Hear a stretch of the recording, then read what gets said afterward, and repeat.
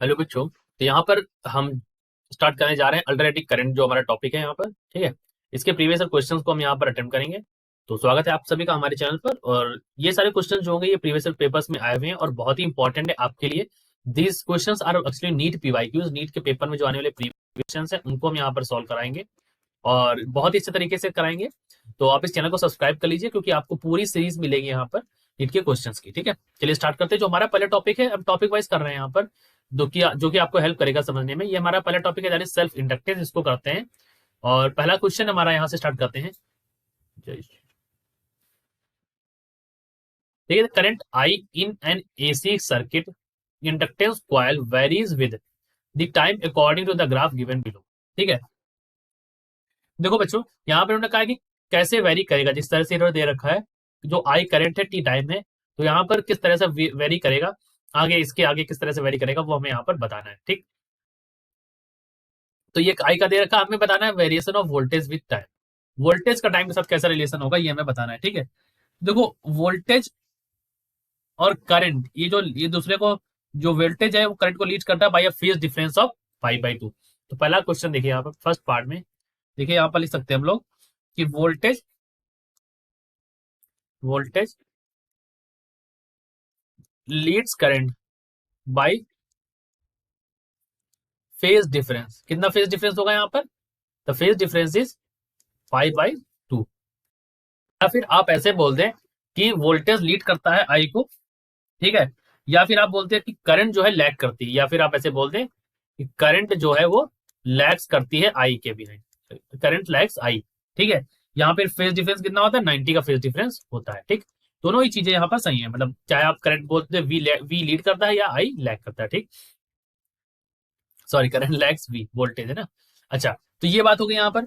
तो यहाँ पर इसका मतलब ये है कि जो वोल्टेज है आपका, दी voltage goes on decreasing, goes on decreasing. ठीक है, वोल्टेज जो होता है वो धीरे डिक्रीज होता रहता है विद टाइम, समय के साथ जो है वोल्टेज आपका डिक्रीज होता रहेगा। तो यहाँ पर देखो ये वाला ऑप्शन ए, देखोगे यहाँ पर सही लग रहा है, बिकॉज इट इज डिक्रीजिंग। बाकी सब में ऐसा नहीं है, यहाँ पर डिक्रीज तो करा लेकिन उसके बाद आगे बढ़ के फिर यहाँ पर कोई इंक्रीमेंट्स वगैरह निगेटिव एक्सिस में, जो कि इसको पॉसिबल नहीं बना रहा है इस चीज के लिए। तो और क्योंकि यहाँ से स्टार्ट हो रहा है तो ये गलत हो गया। तो हमारे पास करेक्ट ऑप्शन हो गया, ऑप्शन नंबर यहाँ पर ए हो गया। ठीक, आगे बढ़ते हैं। ठीक है, अब क्वेश्चन है कि growth and delay of current in R L circuit resistance और inductance circuit, a light bulb and an inductor coil, a light bulb and an inductor coil are connected to AC source through a key as shown in the figure. The key is closed after some time and iron rod is inserted in the interior of the inductor. की को बंद कर दिया गया और यहाँ पर एक आयरन रॉड घुसेड़ दी गई इसके अंदर। The glow of the light bulb, glow of light bulb पे क्या फर्क पड़ेगा? ठीक है, देखो सबसे पहली बात, देखो दूसरा क्वेश्चन अगर हमें सॉल्व करना है, पार्ट जो सेकंड क्वेश्चन है उसमें क्या है यहाँ पर, कि हमें यहाँ पर ये देखना है दूसरे क्वेश्चन में कि देखिए यहाँ पर क्या करना है कि आपने क्या किया, यहाँ पर की क्लोज कर दिया गया, उसके बाद आपने आयरन रॉड यहाँ पर इंसर्ट कर दी। तो सबसे पहले देखो इंपीडेंस क्या होता है, जेड इज इक्वल टू क्या होता है, जेड इज इक्वल टू होता है R square plus X L square. तो आई जो होता है, I is inversely proportional to Z होता है, यानी जेड मतलब क्या होता है? इंपीडेंस। ठीक है, यानी कि that's directly proportional to glow of bulb. ठीक, ये ग्लो ऑफ बल्ब के डायरेक्टली प्रोपोर्शनल है। यानी कि अगर हमारा एक्सएल की वैल्यू बढ़ेगी, एक्सएल की वैल्यू बढ़ेगी तो इसका मतलब जेड की वैल्यू है आपकी जो वो बढ़ेगी। जेड की वैल्यू बढ़ेगी यानी कि करंट की वैल्यू जो होगी आपकी डिक्रीज होगी। करंट की वैल्यू डिक्रीज होगी तो हमारा क्या होगा? ग्लो ऑफ बल्ब जो होगा वो भी हमारा क्या होगा? डिक्रीज होगा। तो ग्लो ऑफ बल्ब यहाँ पर क्या होगा? डिक्रीज होगा, यानी कि ऑप्शन नंबर डी यहाँ पर सही है। जैसे आप इसके अंदर ये डालेंगे तो यहाँ पर एक्सएल की वैल्यू यहाँ पर बढ़ जाएगी, जिससे कि जेड की वैल्यू भी आपकी बढ़ जाएगी। ठीक, करंट की वैल्यू यहाँ कम हो जाएगी और ग्लो ऑफ बल्ब भी यहाँ पर हमारा कम हो जाएगा। ठीक है, आगे बढ़ते हैं। A coil of self-inductance L is connected in series with bulb B and AC source. The brightness of bulb decreases when। ठीक, तो इन्होंने कहा इस केस में इन्होंने कहा है कि ब्राइटनेस ऑफ बल्ब किस किस केस में डिक्रीज होगी। अब देखो इसी चीज को समझाते हैं। ऊपर वाला क्वेश्चन भी कुछ इस तरह पर बेस्ड था हमारा, तो थर्ड वाला। तो थर्ड वाले में अगर आप देखें तो इन्होंने पूछा ब्राइटनेस ऑफ बल्ब डिक्रीज कब होगी। तो बात कर लेते हैं कि ब्राइटनेस ऑफ बल्ब कब कब डिक्रीज होगी। तो नंबर 1 लिखो यहां पर आप कि जब हम क्या करेंगे, आयरन रॉड क्या करेंगे, आयरन रॉड इज इंसर्टेड। ठीक, जब आप आयरन रॉड घुसा देंगे यहाँ पर तो इम्पीडेंस जो होगा या मतलब जो इम्पीडेंस होगा एक्सेल होगा हमारा, वो हमारा यहाँ पर क्या हो जाएगा, इंक्रीज हो जाएगा। तो हमारा जो बल्ब की ब्राइटनेस है वो हमारी डिक्रीज, जैसा कि आपने ऊपर वाले क्वेश्चन में देखा। ठीक, दूसरा क्या है कि फ्रिक्वेंसी अगर आप बढ़ा दोगे, ठीक है, तो ब्राइटनेस जो है आपकी बढ़ जाएगी। ठीक, तो आपने क्या कर दिया, आपने फ्रिक्वेंसी जो है एसी की वो आपने घटा दी, फ्रिक्वेंसी को घटा दिया यहाँ पर, तो इम्पीडेंस जो है वो डिक्रीज हो गया। तो आई की वैल्यू यहाँ पर बढ़ गई, इस वजह से हमारी ब्राइटनेस जो हो जाएगी हमारी वो क्या हो जाएगी, यहाँ पर इंक्रीज हो जाएगी।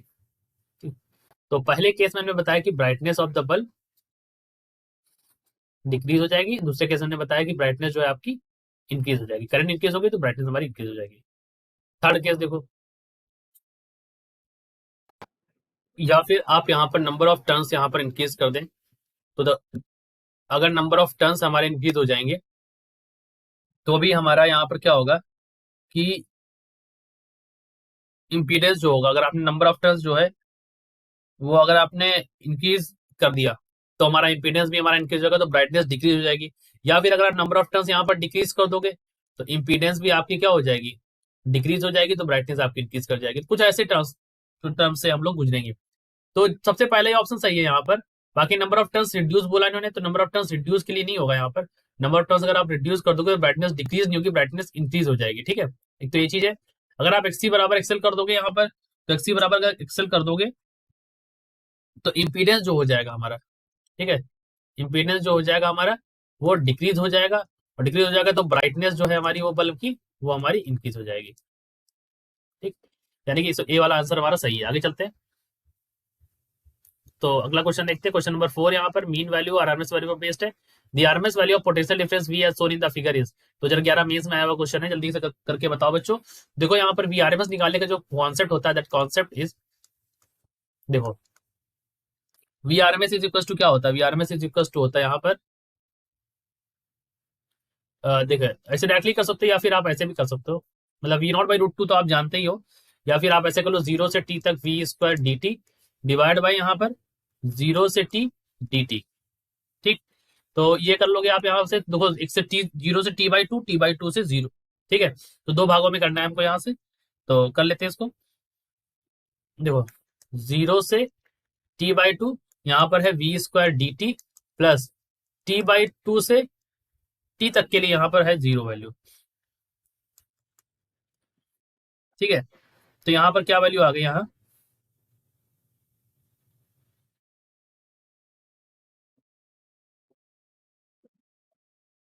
तो ये वैल्यू यहाँ से यहाँ तक आ जाएगी, वी नॉट स्क्वायर, तो ये हो जाएगा v naught square by t into t by two, तो ये हो जाएगा v naught by root two. ठीक है, डायरेक्टली याद रखो v naught by root two, directly आप इसको याद भी रखो, मैं तो डायरेक्टली कहूंगा याद रखो आप इसको। ठीक है, और बाकी ये देखो क्वेश्चन नंबर इसमें दे रखा है कि आई आर एम एस और आई नॉट कैसे रिलेटेड होते हैं, तो I R M S is equal to I naught by root two. ठीक है, जैसे वी आर एम एस के लिए दे रखा है वैसे आई आर एम एस। ठीक है, दोनों चीज ऐसे याद रखो, वी आर एम एस और आई आर एम एस। ठीक है, आगे चलते हैं। A capacitor of capacitance is connected across an source of voltage V, V बराबर यहाँ पर V naught sine omega T दे रखा है। The displacement current between the plates of capacitor would then be given bye.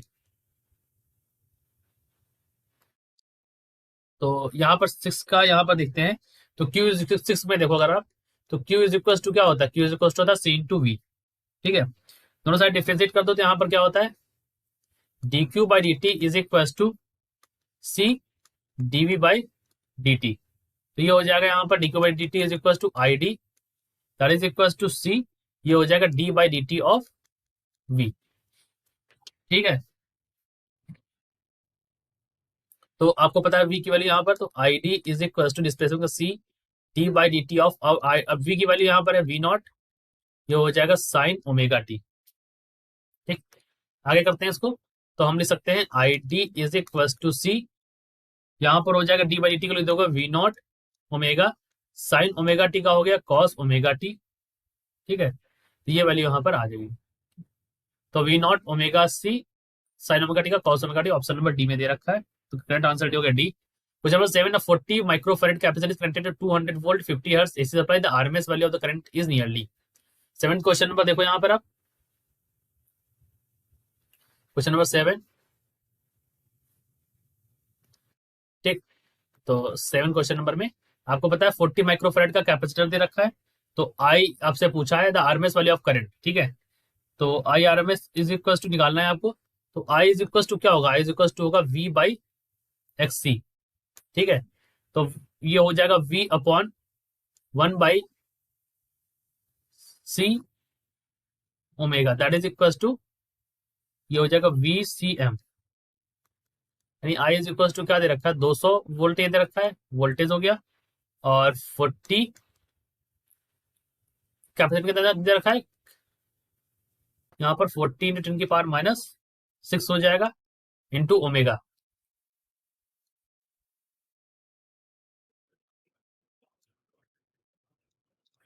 Omega की जगह हो जाएगा यहाँ पर 2 pi F we C omega हो जाएगा। ठीक, 2 पाई एफ, तो 2 पाई एफ की वैल्यू यहाँ पर कितनी हो जाएगी 50।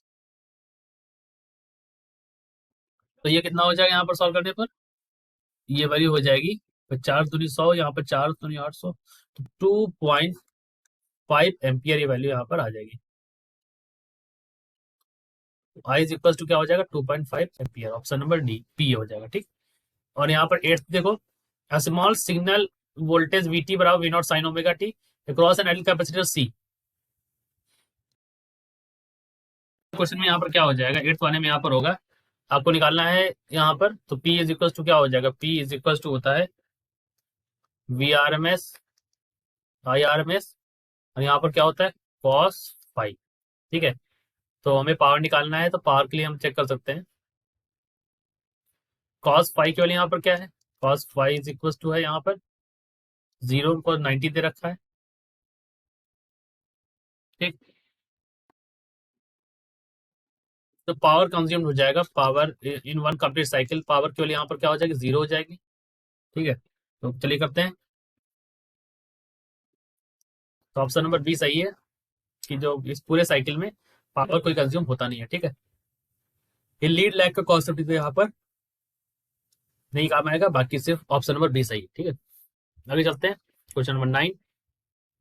इन an AC circuit the alternating voltage E is equal to this applied across a capacitor of 1 microfarad, the RMS value of current in the capacitor is।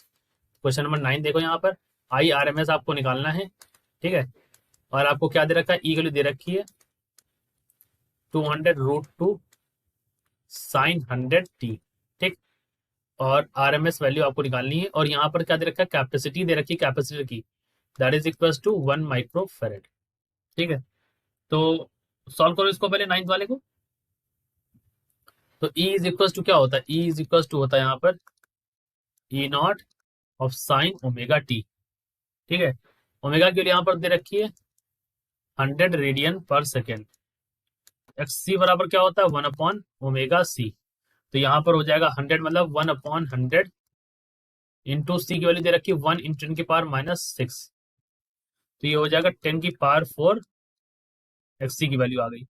I R M S is equal to हो जाएगा यहाँ से, देखो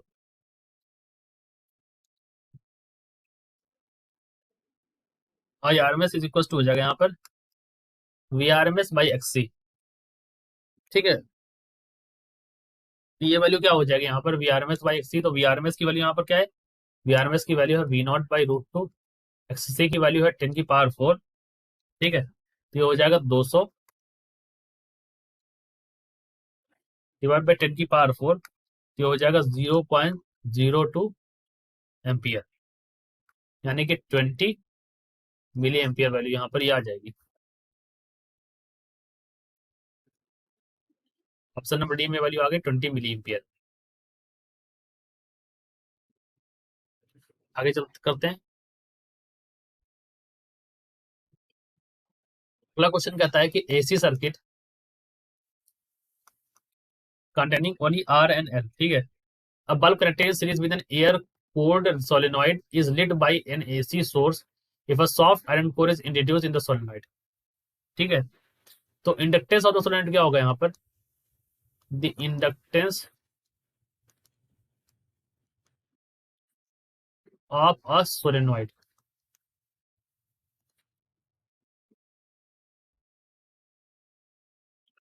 L is equal to हो जाएगा mu naught N square A by L, यानी कि L is directly proportional to mu naught. तो अगर सॉफ्ट आयरन कोर इसमें डाल दोगे यहाँ पर, तो म्यू नॉट की वैल्यू यहाँ पर, अगर सॉफ्ट आयरन कोर अगर आप यहाँ पर इंसर्ट कर दोगे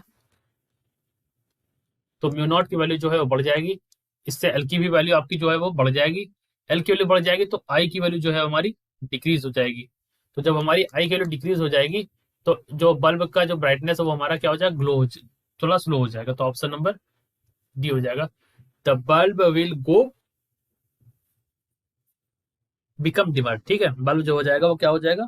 डिम हो जाएगा, यानी कि ऑप्शन नंबर डी यहाँ पर सही आंसर है। आगे चलते हैं, क्वेश्चन नंबर 11 पे चलते हैं। तो 11 में क्या कहा है इन्होंने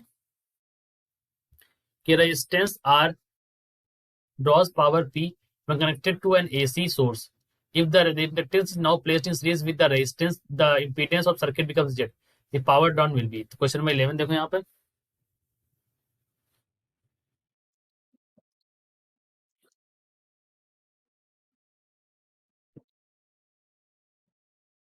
इलेवन में इन्होंने कहा है कि सबसे पहले देखो कि तीन तरह के होते हैं।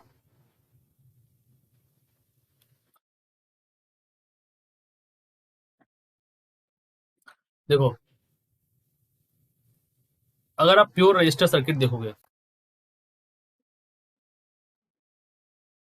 ये प्योर रजिस्टर सर्किट इस तरह से बनता है हमारा।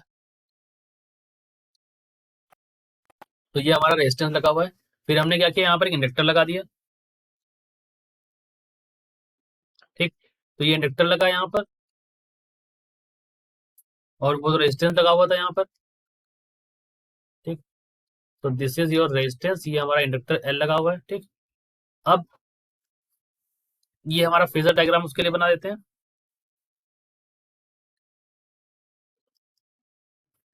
दिस इज योर एक्सएल, ये हमारा क्या है? This is your XL. और ये हमारा इस डायरेक्शन में क्या है? This is your Z. ये एंगल क्या है? ये एंगल है फाई यहाँ पर। ये है आर, ठीक। एसी सोर्स यहाँ पर लगा हुआ है, तो पी इज इक्वल टू क्या हो जाएगा यहाँ पर? पी इज इक्वल टू हो जाएगा वी स्क्वायर बाई आर। तो V square is equal to क्या हो जाएगा? पी इंटू आर यहाँ पर, ठीक है। यहाँ पर इम्पीडेंस जो है यहाँ पर वो जेड है। पी डैश की वैल्यू यहाँ पर क्या है? वी आई कॉस फाई है। तो P dash is equal to हो जाएगा V I is equal to V by Z, यहाँ पर हो जाएगा cos phi. So P dash is equal to P R into R divide by Z square, क्योंकि cos phi की value क्या हो जाएगी? आर बाई जेड हमने रखी यहाँ पर। तो ये हो जाएगा हमारा, ये value V is equal to P to R हो गया, V square is equal to यहाँ से, तो ये वैल्यू आ गई। तो ये P dash is equal to क्या हो गया? P dash is equal to हो गया, हो जाएगा यहाँ पर आर बाई जेड का whole square into P. Question अच्छा था। ऑप्शन नंबर डी यहाँ पर लग गया, ठीक। आगे बढ़ते हैं। कॉइल रेजिस्टेंस 30 ओम, इंडक्टिव रिएक्टेंस जो है यहाँ पर कितना है? 20 ओम, और 50 हर्ट्ज यहाँ पर फ्रिक्वेंसी दे रखी है। एसी सोर्स जो है 200 वोल्ट का है, और हर 100 हर्ट्ज यहाँ पर frequency connected to another across the coil. Current in the main coil में, करंट जो है हमारे बतानी है इनको, मेन कॉइल में कितनी करंट होगी। क्वेश्चन नंबर 12 करते हैं यहाँ पर।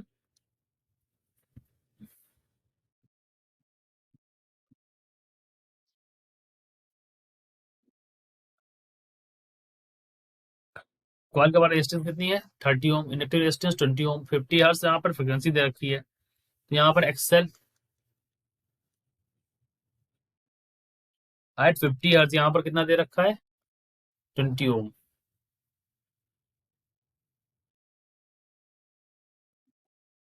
ठीक है, और हमें पता है जो XL XL directly proportional to omega,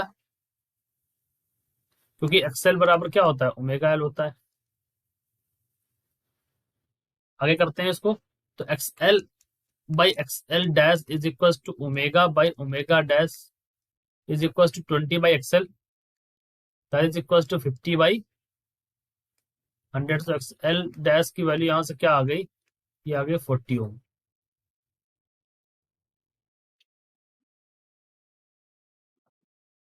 यहाँ पर आंसर कौन सा हो गया यहाँ पर, तो आंसर देखो जरा, अभी नहीं है, अभी तो हमको क्या निकालना है करंट पूछा ना, करंट। तो काई इज इक्वल टू क्या होता है वी बाई जेड। तो एक्सएल आ गया है, तो जेड इज इक्वल टू क्या हो जाएगा, जेड इज इक्वल टू हो जाएगा XL square plus R square, यानी कि 40 का स्क्वायर प्लस 30 का स्क्वायर, ये वैल्यू हो जाएगी 50 के बराबर। आई इज इक्वल टू होता है वी बाई जेड, वी की वैल्यू आपको पता ही है यहाँ पर 200 दे रखी है, फिर 50 ये 4 हो जाएगा, यहाँ पर 4 आंसर हो जाएगा 4 एम्पियर के रूप में। ऑप्शन नंबर ए हमारे यहाँ पर सही हो जाएगा। ठीक, we go to question number 13. So we'll start with the question number 13 now. So the question number 13 says an AC voltage applied across a resistance R and inductor L in series. If R and the inductive reactance of both are equals to 3 ohm, the phase difference between the applied voltage and the current. तो phase difference हमें यहाँ पर पता करना है between the applied voltage and current के बीच में क्या होता है हमारा phase voltage। ठीक है, so let's do this. We will start with question number 13.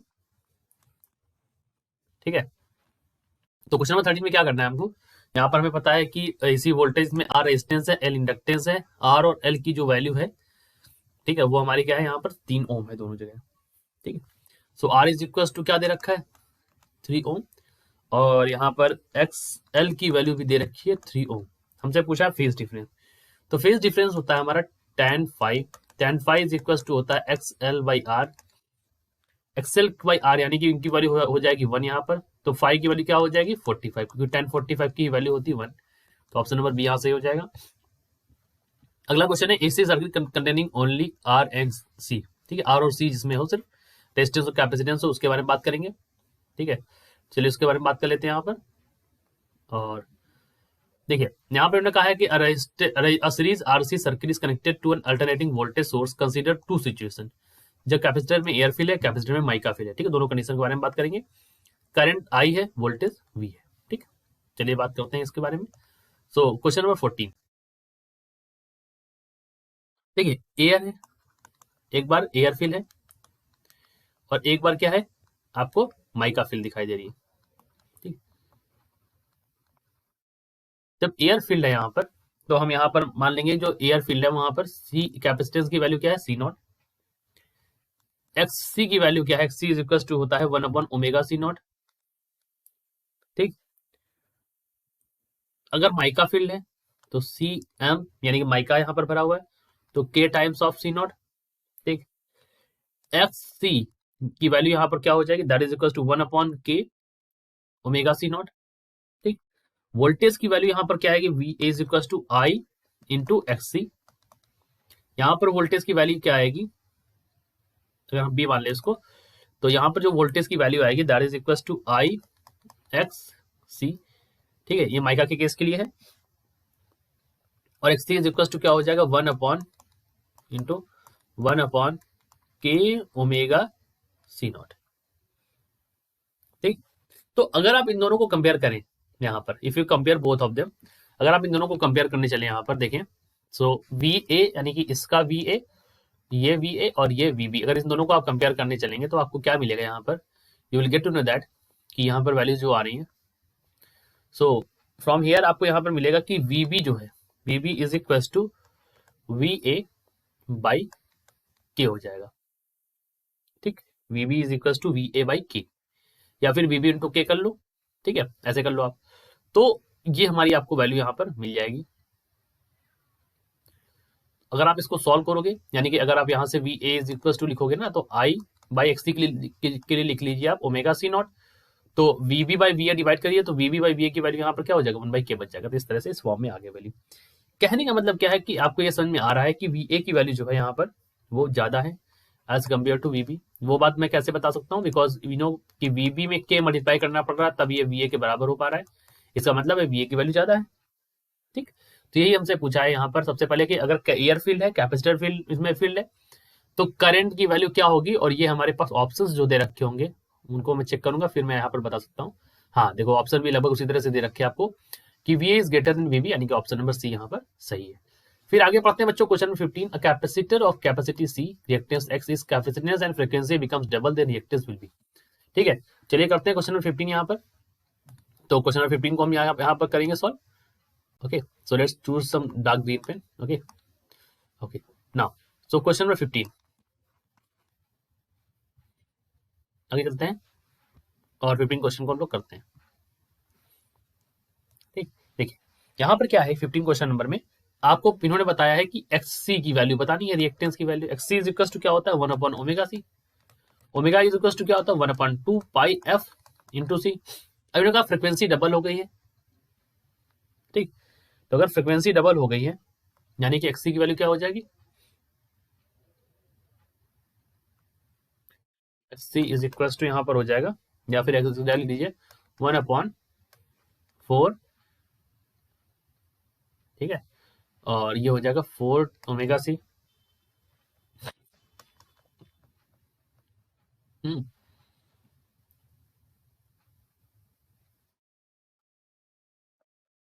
और क्योंकि फ्रिक्वेंसी भी डबल हो रही है और आपकी कैपेसिटेंस भी डबल हो रही है, तो इसलिए हमने 4 लिखा है। 6 डैश की वैल्यू यहाँ पर क्या हो जाएगी, एक्स बाई 4 टाइम्स आ जाएगी। तो ऑप्शन नंबर सी यहाँ पर सही हो जाएगा। ठीक है, आगे बढ़ते हैं। मैंने key K is pressed at time T equals to 0 यहाँ पर, then which are the following statement about the current in the resistor A B in the given circuit is true. मैंने कहा है कि टाइम टी इक्वल्स 0 पर आपने की को आपने दबा दिया है। ठीक है, तो इसमें से कौन सा स्टेटमेंट सही होगा, उन्होंने कहा आई ऑसिलेट्स बिटवीन 1 मिली एम्पियर से 2 मिली एम्पियर। करंट यहाँ पर 1 मिली एम्पियर 2 मिली एम्पियर के बीच में जाती है। टी इक्वल्स 0 पर I is equals to 2 M होगा, time goes with time it goes to 1 milli ampere. 2 milli ampere से 1 मिली एम्पियर जाएगी। सभी पर 2 मिली एम्पियर या सभी पर 1 मिली एम्पियर, इस तरह से ऑप्शन हमें दे रखे हैं। देखिए क्या होगा जब इनिशियली आप यहाँ पर करंट कैपेसिटर के थ्रू पास करेंगे। ठीक है, तो इनिशियली जब क्या होगा, इनिशियली जो करंट है वो कैपेसिटर के थ्रू पास होगी। ठीक, समझते रहिएगा, यहीं पर समझाएंगे पेपर में ही। देखो इन्होंने कहा है कि इनिशियली जब आपको ऐसे क्या होगा कि कैपेसिटर के थ्रू करंट पास हो रही है। ठीक है, रेजिस्टर्स के थ्रू यहाँ पर नहीं पास होगी, क्योंकि जो कि ये पैरेलल यहाँ पर ये रेजिस्टर लगा हुआ है, इसके थ्रू इनिशियली नहीं पास होगी। तो इफेक्टिव रेजिस्टेंस क्या हो जाएगा सर्किट में, इफेक्टिव रेजिस्टेंस जो इनिशियल फेज में होगा। अगर मैं यहाँ पर क्वेश्चन नंबर 16 की बात डिस्कशन करूँ यहाँ पर, तो इनिशियल रेजिस्टेंस जो हो जाएगा वो हमारा क्या हो जाएगा, आर ए बी हो जाएगा इनिशियली। ठीक, ये आर ए बी हो जाएगा। करंट क्या हो जाएगी, अब करंट हो जाएगी 2 मिली एम्पियर यहाँ पर। तो आई की वैल्यू यहाँ पर क्या हो जाएगी, आई की वैल्यू हो जाएगी 2 मिली एम्पियर।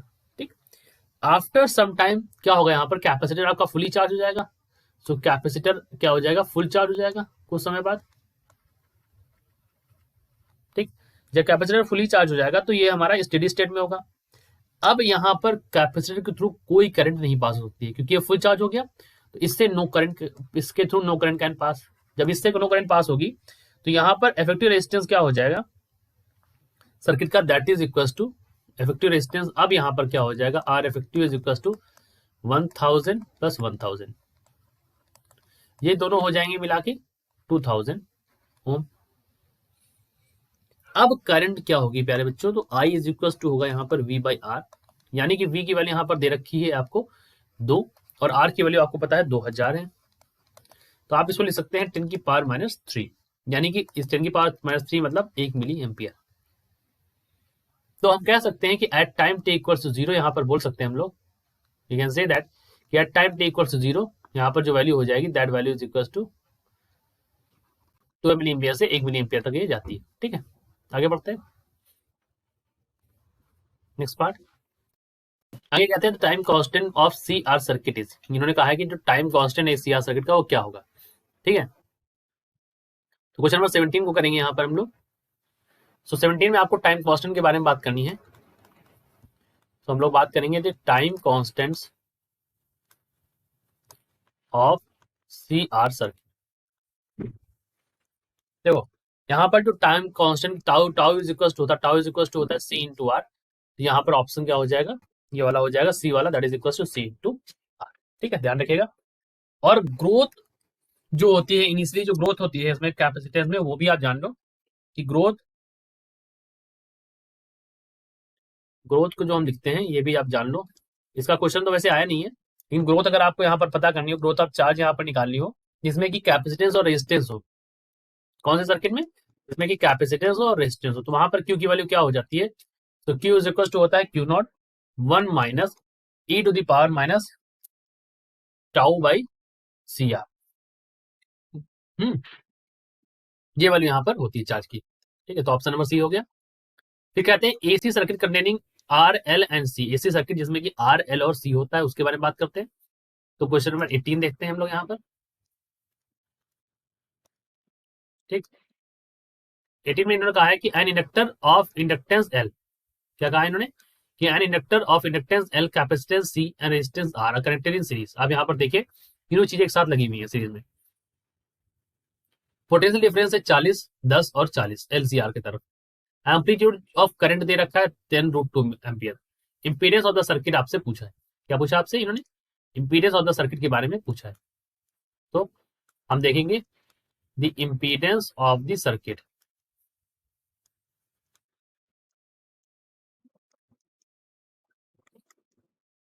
उसके बारे में यहाँ पर बात करेंगे। ठीक, तो इंपीडेंस निकालना है, तो सबसे पहले आपको यहाँ पर क्या दे रखा है, देखिए इस तरह से बना दिया इन्होंने। ये कैपेसिटेंस लगा है, ये रेजिस्टेंस लगा हुआ है यहाँ पर, ये इस तरह से, ये ठीक, ये 10 वोल्ट है, ये 40 वोल्ट इसके थ्रू है, इसके थ्रू भी 40 वोल्ट है। ठीक, इंपीडेंस क्या होता है, जेड। ठीक है, Z, Z is equal to क्या होता है, जेड इज इक्वल टू होता है V R M S divide by I R M S. सबसे पहले हम निकालेंगे बच्चों यहाँ पर, क्या निकालेंगे, हम यहाँ पर निकालेंगे आई आर एम एस। तो I R M S is equal to क्या होता है, I R M S is equal to I naught by √2। I naught की वैल्यू यहाँ पर दे रखी है 10√2, यहाँ से वैल्यू हो जाएगी √2 से √2 चला जाएगा, तो यहाँ पर बचेगा 10 एम्पियर। सिमिलर मैनर में अगर आपको वी आर एम एस निकालना हो, तो V R M S is equal to क्या होता है, यहाँ पर देखिए जो सर्किट जिसमें कि एलसीआर सर्किट के लिए वी आर एम एस की वैल्यू क्या होती है, तो V R square plus V L minus V C का होल स्क्वायर। वी आर की वैल्यू यहाँ पर कितनी है, V R is equal to 40 का स्क्वायर प्लस 40 माइनस 10 का होल स्क्वायर। तो आप इसको बोल सकते हैं 40 स्क्वायर प्लस 30 स्क्वायर, यानी कि ये हो जाएगा यहाँ पर 50 वोल्ट। ठीक, तो वीआरएमएस की वैल्यू क्या आ गई, यहाँ से वीआरएमएस की वैल्यू यहाँ से आ गई 50 वोल्ट। ठीक, अच्छा, अब आपको वीआरएमएस भी मिल गया, अब आपको आईआरएमएस भी मिल गया, तो आपको जेड निकालना है। जेड इज इक्वल टू क्या हो जाएगा, जेड इज इक्वल टू हो जाएगा 50/10, यानी कि 5 ओम यहाँ पर वैल्यू आ जाएगी। इसी बार आंसर सही हो जाएगा। क्वेश्चन नंबर 19 देखो, a series LCR is connected to an AC voltage source. When L is removed from the circuit, the phase difference between current and voltage is pi/3. If instead C is removed from the circuit, the phase difference again pi/3 between the current and voltage, the power factor of the circuit is. तो आपसे क्या पूछा है बच्चों 19 में, 19 question number में आपसे पूछा है पावर फैक्टर के बारे में। क्वेश्चन 19 को हम लोग देखेंगे। तो पहले इन्होंने कहा है कि जब L को आपने निकाल लिया, तो हम देखते हैं केस कि when L is removed, L को रिमूव कर दिया गया तो फेज डिफरेंस यानी कि tan phi is equal to क्या हो गया, tan phi is equal to हो गया XC/R। ठीक, और इन्होंने कहा है कि अगर एल को व्हेन सी इज रिमूव, जब सी रिमूव कर दोगे यहाँ पर, तो हम सेकंड केस देखते हैं कि व्हेन सी इज रिमूव्ड, तो tan फाई की वैल्यू यहाँ पर क्या हो गई, tan phi is equal to हो गया XL/R। ठीक, अब अगर रिजोनेंस कंडीशन होती है ड्यूरिंग रिजोनेंस, तो हमें पता है XL/R is equal to XE/R। ठीक, और बच्चों पावर फैक्टर क्या होता है, so power factor is equal to होता है cos phi, cos phi is equal to होता है R/Z। यहाँ पर Z की वैल्यू भी R है, सो R/R यानी कि पावर फैक्टर की वैल्यू हो गई 1। ठीक, तो cos फाई की वैल्यू यहाँ पर क्या होगी, पावर फैक्टर की वैल्यू यहाँ पर 1। कि एक्सएल बराबर एक्सी हो गया, जेड बराबर यहाँ पर क्या हो गया, जेड बराबर आ गया, तो जेड बराबर जेड बराबर होता है ना, यहाँ पर अभी हमने लिखा है ना, तो जब इंपीडेंस होता है जेड बराबर क्या होता है आर, ये हमारी रेजोनेंस की कंडीशन है। ठीक है, रेजोनेंस की कंडीशन में क्या होता है, जेड बराबर हो जाता है आर, पावर फैक्टर की वैल्यू क्या हो जाएगी यहाँ पर 1 हो जाएगी, कॉस पाई हमारा, ये हमारा पावर फैक्टर का फॉर्मूला होता है, इसको आप याद रखिएगा। ठीक है, आगे चलते हैं। क्वेश्चन नंबर 20 कि the figure shows a circuit that contains 3 identical resistance with resistance R is equals to 9 ohm each, 2 identical inductors L की वैल्यू 2 मिली हेनरी दे रखी, ideal battery of EMF 18 volt, the current I through the battery just after the switch is closed is. ठीक है, तो यहाँ पर क्या है कि 3 आइडेंटिकल रेजिस्टेंस है, 3 आइडेंटिकल रेजिस्टेंस यानी कि एक ये और एक यहाँ पर ये, 3 आइडेंटिकल रेजिस्टेंस है, सभी की वैल्यू 9 ओम, 2 आइडेंटिकल इंडक्टर है, एक एल ये है, एक एल ये। ठीक, with an ideal battery EMF की वैल्यू दे रखी है यहाँ पर 18 वोल्ट, करंट आपसे पूछी। ठीक, क्वेश्चन नंबर 20 को हम लोग देखेंगे यहाँ पर। क्वेश्चन नंबर 20 में अगर हम देखें यहाँ बच्चों, तो अगर हम इसको ड्रॉ कर लेते हैं सबसे पहले, बिफोर वी ड्रॉ दिस, देखो इसको ड्रॉ कि इस तरह से कुछ दे रखा है ना, इसको देख के ड्रॉ कर लेंगे ताकि आपको समझाने में आसानी हो जाए। और यहाँ पर क्या लगा हुआ है, ये लगा हुआ है। ठीक, और उसके बाद यहाँ पर एक रेजिस्टेंस लगा देंगे। ठीक, और एक रेजिस्टेंस लग जाएगा यहाँ पर,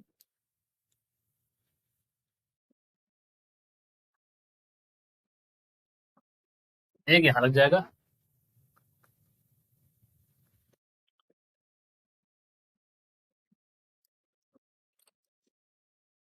इसको अब रीड्रॉ कर रहे हैं इसलिए इस तरह से, जो सर्किट को फिर से बनाते हैं और हम आपको बता रहे हैं किस तरह से ड्रॉ करना चाहते हैं इस चीज को। रेजिस्टेंस तो हम लगा ही रहे हैं यहाँ पर, देखो उसके बाद हम इसको इस तरह से बना देते हैं, थोड़ा वेट करिए। कैपेसिटेंस लग जाएगा यहाँ पर इस तरह से। ठीक, ये हो जाएगा हमारा, और यहाँ से हम इसको, ये हमारी यहाँ से आई करंट यहाँ से जा रही है, यहाँ पर आई करंट जो जा रही है यहाँ पर जाकर के I1 हो जाएगी और यहाँ पर जाकर के भी I1 हो जाएगी। ठीक, रेजिस्टेंस जो है यहाँ पर वो हमारे आर आर आर है। ठीक, अब देखो ये जो हमने बनाया ना, ये these are our open circuits, ये हमारे क्या है दोनों, ये हमारे हैं ओपन सर्किट्स है। ठीक, अब ऐसा क्यों बना, देखो यहाँ पर एल की वैल्यू यहाँ पर भी ऐसी, यहाँ पर भी सेम वैल्यू एल की थी, दोनों जगह पर एल की वैल्यू जो है वो हमारी क्या है, सेम है। एक बार यहाँ पर अगर हम देखें, एक बार अगर यहाँ पर देखें तो दोनों जगह एल की वैल्यू यहाँ पर क्या है, सेम थी, इस वजह से हमने यहाँ पर ये वैल्यू इस तरह से ओपन इसको बनाया, क्योंकि जैसे ही आप यहाँ पर सर्किट ये स्विच क्लोज हो जाए time T equal 0, at T equals to 0, ठीक है, just after switch is closed,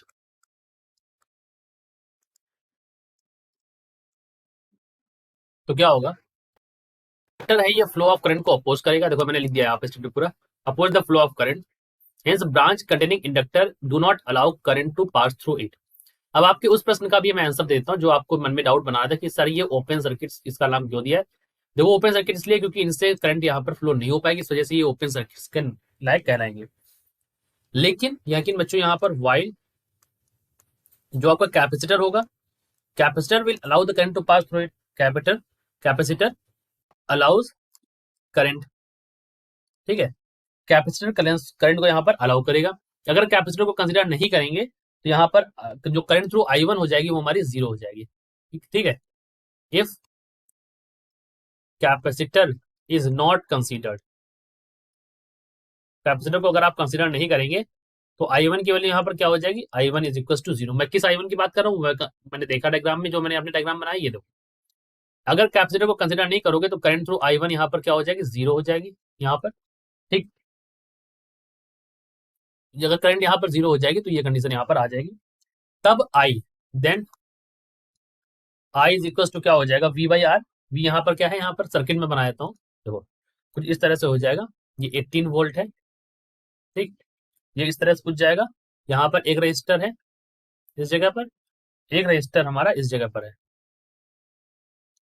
तो 18 वोल्ट है। ये आर है और ये आर है।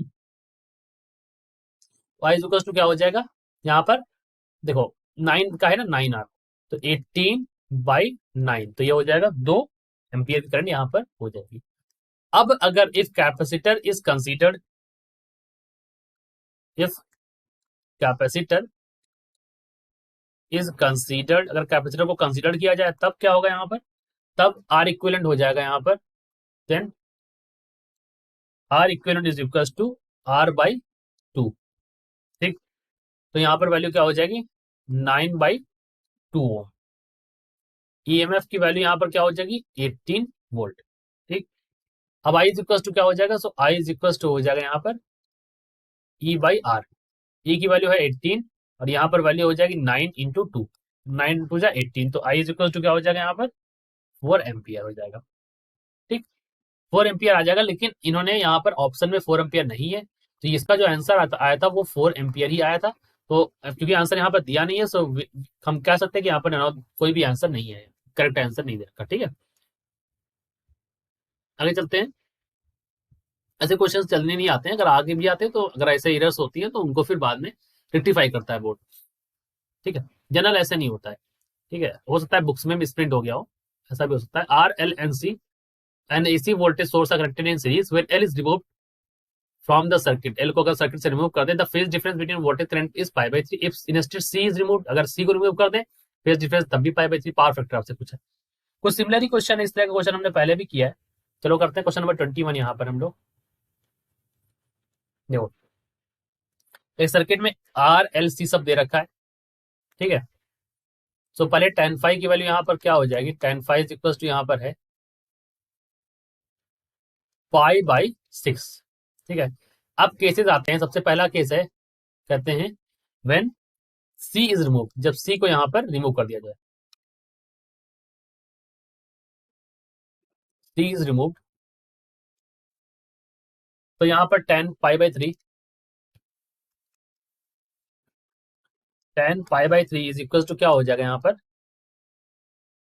XC/R।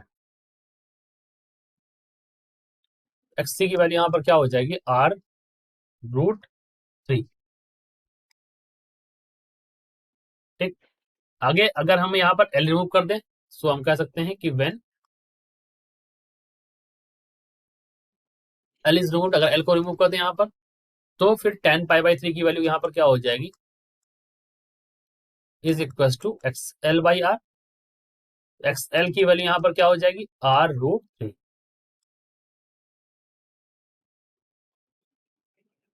ठीक, अब यहाँ पर पावर फैक्टर निकालना है, तो उसके लिए सबसे पहले हम क्या करेंगे, tan5 निकालेंगे। tan5 is equal to XL - XE/R। अब XL - XE/R की वैल्यू तो यहाँ पर हो जाएगी 0। ठीक है, तो 5 इज इक्वल टू क्या हो जाएगा 0। ठीक, अब पावर फैक्टर अगर आपको पता करना है तो power factor cos5 is equal to power factor, यानी कि cos5 cos 0 is equal to 1। Power factor की वैल्यू क्या होगी यहाँ पर 1। ठीक, ऑप्शन नंबर सी यहाँ पर सही है। अब कहने का मतलब ये है कि दोनों ही केस में अगर फेज डिफरेंस सेम आ रहा था, तो जब आप पेपर में लगाएंगे दोनों जगह फेज डिफरेंस यहाँ पर सेम दे रखा है, अगर दोनों जगह फेज डिफरेंस सेम दे रखा है तो यहाँ पर आपको पता है कि फेज वैल्यू 0 हो जाएगी, cos5 cos 0 की वैल्यू 1 हो जानी चाहिए। ठीक है, आगे चलते हैं। इन the given circuit the reading of volt meter V1 और V2 जो है वो दे रखी है आपको, ये V1 है, ये V2 दे रखी है 300, और the reading of volt meter V3 की रीडिंग हमको यहाँ पर बतानी है। ठीक, तो इस क्वेश्चन नंबर 22 में अगर आप देखो तो V1 इज इक्वल टू क्या है, V1 इज इक्वल टू है यहाँ पर VL, V2 is equal to यहाँ पर क्या है, V2 इज इक्वल टू है VC, और V3 इज इक्वल टू क्या है, V3 इज इक्वल टू है यहाँ पर VR, और इसको हमें यहाँ पर निकालना है यहाँ पर। ठीक, चलो पता करते हैं। सबसे पहले हम इस क्वेश्चन को सॉल्व करेंगे, तो हमें पता है VL is equal to VC, VL is equal to VC है यहाँ पर, दैट इज इक्वल टू यहाँ पर 300 वोल्ट। ठीक है, V1 V2 की वैल्यू दे रखी है ना 300, तो 300 वोल्ट हो गई। अब सर्किट जो है वो क्या है, रिजोनेंस की कंडीशन में है, the circuit is in resonance, क्योंकि VL और VC की वैल्यू बराबर है, XL और XC की वैल्यू बराबर है, तो रिजोनेंस सर्किट है। उस कंडीशन में V R is equal to V3 is equal to क्या हो जाए यहाँ पर इसकी वैल्यू 220 वोल्ट। ठीक, इसकी वैल्यू क्या हो जाएगी 220 वोल्ट, यहाँ पर देखो दे रखा है 220 वोल्ट के बराबर हो जाएगी। ठीक, अच्छा अगर 220 वोल्ट के बराबर हो गई तो यहाँ पर आई की वैल्यू क्या हो जाएगी, so I is equal to V by Z, और V की वैल्यू यहाँ पर कितनी है 220 है, और जेड की वैल्यू किसके बराबर होती है रेजिस्टेंस में, जेड की वैल्यू होती है आर के बराबर। आर की वैल्यू यहाँ पर कितनी है आपको पता है, आर इज 100। तो आंसर कितना आ जाएगा, आंसर आ जाएगा 2.2 एम्पियर। तो 220 और 2.2 यानी कि ऑप्शन नंबर सी यहाँ पर सही बैठा। ठीक है, आगे बढ़े question number 23। The value of inductance L for which the current maximum in the series LCR with C is equal to 10 microfarad, omega is equal to 1000 second inverse। ठीक, तो ये क्वेश्चन जो है ये वाला क्वेश्चन हमने सॉल्व किया है, ठीक है पहले से ही, तो आपको दिखा देते हैं। एक्चुअली ये यूट्यूब वीडियो यहाँ कुछ हो गया, चलो मैं फिर से मैंने इसको सॉल्व कर लिया था, ठीक है रिकॉर्डिंग में आया नहीं, सॉरी फॉर दिस। तो यहाँ पर देख लो ये एलसीआर सर्किट है, क्वेश्चन नंबर 23 जो मैं करा रहा था यहाँ पर एक्चुअली। सो एलसीआर करंट कंडीशन होगी रेजोनेंस की, तो रेजोनेंस फ्रीक्वेंसी क्या होती है, omega is equal to 1/√LC होता है। तो ओमेगा स्क्वायर क्या हो जाएगा, अगर आप यहाँ से रूट हटाओगे तो ओमेगा स्क्वायर बराबर एलसी, तो एल की वैल्यू 1/ओमेगा स्क्वायर सी, ओमेगा की वैल्यू 1000 सेकंड इनवर्स, सी की वैल्यू आपको पता ही था। आपने इसको ऐसे सॉल्व किया, 10 की पावर -6 और 3 से 3 उड़ गया तो 1/10 बचा, 1/10 को 0.1 हेनरी, या फिर आपको इसको 100 मिली हेनरी लिख सकते थे। तो आंसर जो हमने लगाया था यहाँ पर दैट इज 100 मिली हेनरी। ठीक है, आंसर कौन सा लगा, ऑप्शन नंबर सी वाला। अब हम क्वेश्चन नंबर 24 पर है। क्वेश्चन 24 में in a circuit LCR are connected in series with an alternating voltage source of frequency F, the current leads the voltage by 45, the value of C. ये आपको यहाँ पर क्वेश्चन नंबर 24 में यहाँ पर देखना है। चलिए करते हैं क्वेश्चन नंबर 24। यहाँ पर देखो 24 क्वेश्चन में क्या है यहाँ पर कि इन्होंने कहा है LCR है, सीरीज में लगा हुआ है, ठीक, current leads the voltage by 45, ये XC माइनस XL, यहाँ पर ये R और ये एंगल कितना है थीटा है। ठीक, तो यहाँ से tan फाइव की, ये इसको फाइव सॉरी थीटा नहीं फाइव कर लो, इसको चाहो तो फाइव कर लो इसको, ठीक है। tan फाइव की वैल्यू क्या हो जाती है यहाँ पर, tan five is equal to होता है XC minus XL by R। ठीक, तो फर्दर आप इसको यहाँ से ले सकते हैं, tan फाइव की वैल्यू 45 दे रखी है, तो π/4 इज इक्वल टू 1/ओमेगा C minus omega L by R। ठीक, so R is equal to क्या हो जाएगा, R इज इक्वल टू हो जाएगा tan 45 की वैल्यू होती है 1, तो ये हो जाएगा R इज इक्वल टू होता है 1/ओमेगा C minus of omega L। ठीक, तो इसको आप लिख सकते हैं यहाँ पर ओमेगा इज इक्वल टू क्या होता है 2πf होता है। ठीक, ओमेगा इज इक्वल टू क्या होता है 2πf, तो R plus 2πfL is equal to 1/2πfC, ऐसा लिख सकते हैं। तो आप यहां से बोल सकते हैं कि C इज इक्वल टू क्या हो जाएगा, C इज इक्वल टू हो जाएगा यहां से 1/2πf। ठीक, और यहां पर क्या हो जाएगा R प्लस 2πfL, ये हमारी क्या हो जाएगी, this is the value of C capacitance, यानी कि C की वैल्यू यहां पर हो जाएगी। तो ये वाली C की कब होगी, ये ऑप्शन नंबर कहां पर दे रखा है, ऑप्शन नंबर ए में ही दे रखा है। सो हमने इसको देख लिया। ठीक है, क्वेश्चन नंबर 25 देखते हैं बच्चों। And series LCR circuit is connected to a source of AC current at reduce the phase difference between the applied voltage and current in the circuit is। ठीक है, अब देखो यहां पर क्वेश्चन 25 क्वेश्चन, इस तरह क्वेश्चन हम लोग कर भी कर चुके हैं एक बार। देखो रिजोनेंस कंडीशन के बारे में बात कर ले। सो इन रिजोनेंट कंडीशन, कैसी कंडीशन है, रिजोनेंस कंडीशन के बारे में हम बात कर रहे हैं। तो क्या होता है रिजोनेंट कंडीशन में कि इंपीडेंस यहां पर मिनिमम होता है, इंपीडेंस मिनिमम, और जो करंट होता है that current is maximum. Impedance minimum होता है, करंट मैक्सिमम होता है। ये तभी पॉसिबल है जब XL बराबर XC हो जाए, और जब XL बराबर XC हो जाएगा तो फेज डिफरेंस की वैल्यू बच्चों बात कर रहे हैं यहाँ पर। ठीक है, फेज डिफरेंस में बोला था, फेज डिफरेंस की वैल्यू यहाँ पर क्या हो जाएगी, तो वो डिसाइड करने के लिए हमें पता है कि tan five is equal to XL minus XC by R होता है। अब ये तो हो गया जीरो, ये जीरो हो गया, तो फाइव की वैल्यू क्या होती है, जीरो की वैल्यू जीरो होती है, तो फाइव क्या हो जाएगा, जीरो। तो ऑप्शन नंबर बी यहाँ पर करेक्ट हो जाएगा। ठीक, आगे चलते हैं क्वेश्चन नंबर, ये कौन सा 25 अभी है, क्वेश्चन नंबर 25 के बाद 26 क्वेश्चन नंबर चलते हैं। ये तो क्वेश्चन नंबर 26 ये कहता है इलेक्ट्रिकल रेजोनेंस पर बेस्ड है, which of the following combination should be selected for better tuning of SDR circuit for the communication. इनमें से कौन सा कॉम्बिनेशन हमें चुनना चाहिए फॉर कम्युनिकेशन पर्पज। ठीक है, अब देखो क्वेश्चन नंबर 26 क्वेश्चन में कैसे करना है हम लोगों को। देखो यहां पर हमें पता है कि Q इज इक्वल टू क्या होता है, Q इज इक्वल टू होता है XC by R। XC is equal to होता है 1/ω0C इंटू R। ठीक, और यहां पर एक चीज और है कि 1/RC, ओमेगा 1/ω0 की वैल्यू होती है √LC, तो 1/CR यहाँ पर हो जाएगा √L इंटू सी। तो इसको ले सकते हैं 1/R। ठीक, और इसको ले सकते हैं आप √L/C। ठीक, अभी क्या क्या क्या क्यू हमने जो लिखा बच्चों, ये क्यू क्या है, क्यू हमारा है quality factor. So for better tuning the quality factor यानी कि Q factor must be high, must be high. अब क्वालिटी फैक्टर की वैल्यू तो मैंने आपको यहां पर दिखा दी कि Q इज इक्वल टू क्या होता है, Q इज इक्वल टू होता है यहां से 1/R square root of L/C। तो इसके लिए हमें क्या करना पड़ेगा यहां पर,